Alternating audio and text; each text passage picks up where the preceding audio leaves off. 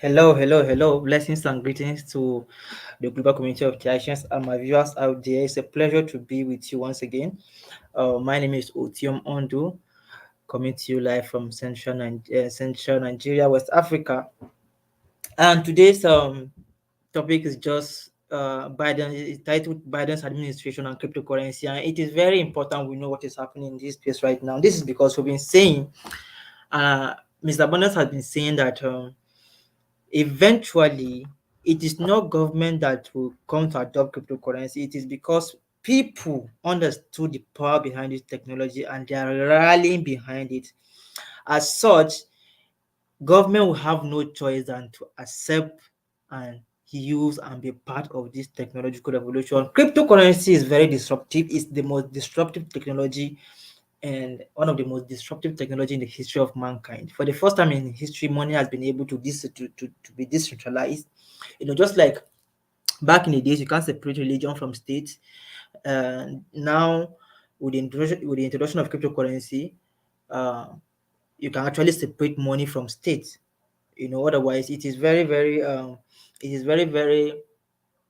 injurious. It's so injurious. It is um, gross violation of human right that a group of people should be saddled with the responsibility of printing money that millions of people are using. And initially, these guys have the power to wake up and one day and just print this money and share among themselves. So you that are keeping money or you're saving money in the bank, your money will be losing value on a daily basis. So eventually, every government of the world will come to use cryptocurrency. It's just a matter of time. Crypto will be more disruptive than the internet. So, and I usually used to tell people whether you like it or not, you must use cryptocurrency. So why not just get position in it now, right? So today, we'll just look at a video.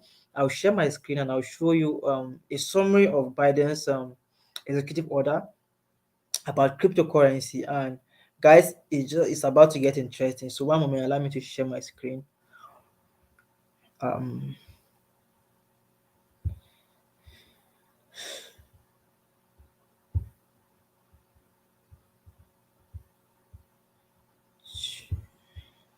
yes. Mm, mhm.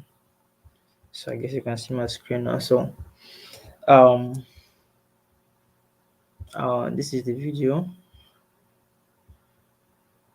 So the executive order the president will release today is in exactly that direction, which is we need a comprehensive all-of-government framework to address the emerging risks and opportunities that digital assets pose. And the financial innovation underlying and the technological innovation underlying this boom has a lot of potential benefit, but the risks and the costs are increasingly becoming apparent, and we need a 21st century government structure to actually address this. So a lot of what we're doing here with this executive order is putting in place a framework to work across agencies of government, including independent agencies like the SEC and the Fed that have an important role to play, and put urgency and purpose around the core areas that we see as risks. Part of the early take about the EO has been that the U.S. wants to maintain a so-called lead in crypto technology. Is that? Did you hear that? I mean, the US want to maintain a lead in cryptocurrency technology. Listen to that. Hey, okay. A lot of people still don't know to be waking up to the realities that is in front of us. A fair assessment, and has that even been accentuated by what's happened in Eastern Europe the last 14 days? Absolutely. The geopolitical instability and the challenges we're seeing just underscore the importance of the United States being at the front end of leading in technology development and in setting common rules and standards internationally. That's a role that the United States has traditionally played in international finance. It's both an important stability for the global economy, but important for U.S. economic leadership and U.S. national security leadership. And so we have to continue to do that. There's a number of steps we need to do to make sure that we're at that forefront, both in terms of building our own technological capacity and also accelerating our investigation and study of things like a central bank digital currency, which are important factors in this whole conversation. The central bank digital currency is another top another thing on top of the agenda of Biden administration, just like the Chinese are exploring or experimenting with their Chinese yuan now, the US government wants to start experimenting or start researching rather into the CBDC, central bank digital currency. Nigeria launched her own central bank digital currency last year, and trust me, it has been faced with gross failure. I mean, personally, I asked my bank not to send me any tests concerning CBDC. So, Brian, obviously, this is going to be a broad-ranging effort in covering all aspects of this new world. But is the energy usage of Bitcoin mining at all an element of it at a time when we're kind of wondering about being more efficient in terms of how we use energy and what we pay for it? Absolutely. As we identify in the executive order, there are a number of policy priorities and risks that we need to mitigate here. First and foremost is consumer protection and investor protection. That's top of the list. Maintaining U.S. global leadership on this issue and technologically as you still hear that? Like, are you listening to this? This guy keeps on emphasizing U.S. dominance, U.S. leadership in this era of blockchain and cryptocurrency. And this message goes out to all our African countries as well. Please, listen to where the world is going to our dear leaders on the African continent and beyond. We can we should we our nations have the advantage of adopting this cryptocurrency now. Like, we have more competitive advantage more than the US to adopt this cryptocurrency early, because cryptocurrency is disruptive. So basically, the infrastructure we have built on the African continent right now is not cannot compete per edge with that which is built in the US, right? So the US will need to bring in cryptocurrency gradually, because they have built their kind of banking system to a world class, state of the art class. So it we on the African continent, our countries on the African continent should take advantage of this phenomenon. We should dive into the deep. We should lead in this fourth industrial revolution. Otherwise, if this guy still lead in this space, then we are on for it. We can't continue being the last.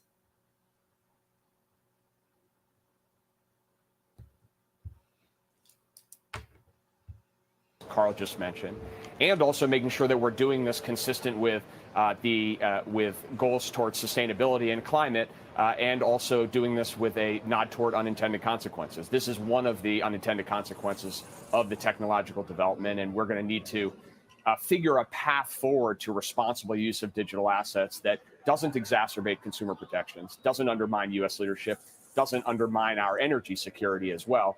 There's definitely pathways to do that, but we need a much more deliberate approach as we think about the regulatory apparatus here. Okay, by the way, this you can find this on CNBC website.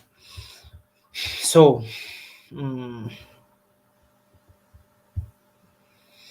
that is it for today. I won't say much, because basically that is what I want to talk about. I would say the US are after the US, and I think every investors in the US like Charles Munger and the one moment.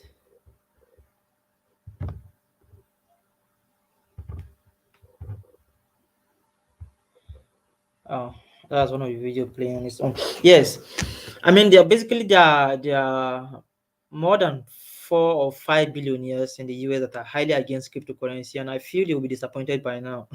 After all, we even want them in crypto. The likes of Bill Gates, Charles Munger, and Warren Buffett, they're cool. They should wish them the best with their stock, right? So I guess the executive order of Biden will be a disappointment to them. But neither Biden nor anybody can stop crypto, right?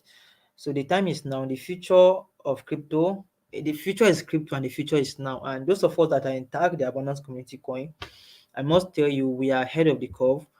Um, Countries will adopt TACC, just like we have countries adopting Bitcoin now. Countries will come to adopt TACC as a cryptocurrency reserve of their countries, respective countries, and we also try to bridge the gap between Africa and the Caribbean. So uh, it's a work in progress, and it's a gift we want to give to our people, because we can't keep, like I used to say over and over in my broadcast, we can't keep being users. It's time we start being creators of these platforms rather than end users, right? And that the other day I was seeing one of the greatest programmer in Ghana that came out of Ghana, Idris Sandu. Idris Sandu was trying to say, of the three operating systems, Windows, Android, and Apple, none of these operating systems are built by a black person. Look at the top 10 companies on the stock on New York stock market: Amazon, Google, um, Twitter, Facebook, right? Instagram, Apple. None of these companies are owned by our kind. And this and we keep seeing people are disrespecting us. Why we can't respect ourselves? We can't be left behind in this age of the fourth industrial revolution, where blockchain and cryptocurrency will play a major and a dominant role. We can't continue being the last now. No, this is an amazing opportunity, regardless of where you come from, regardless of your age, regardless of your education, regardless of it doesn't matter. The only thing you need to do is to have common sense and get involved in crypto with your smartphone and your internet connection. So thank you very much. See you next week. TACC continue to go up here. Peace.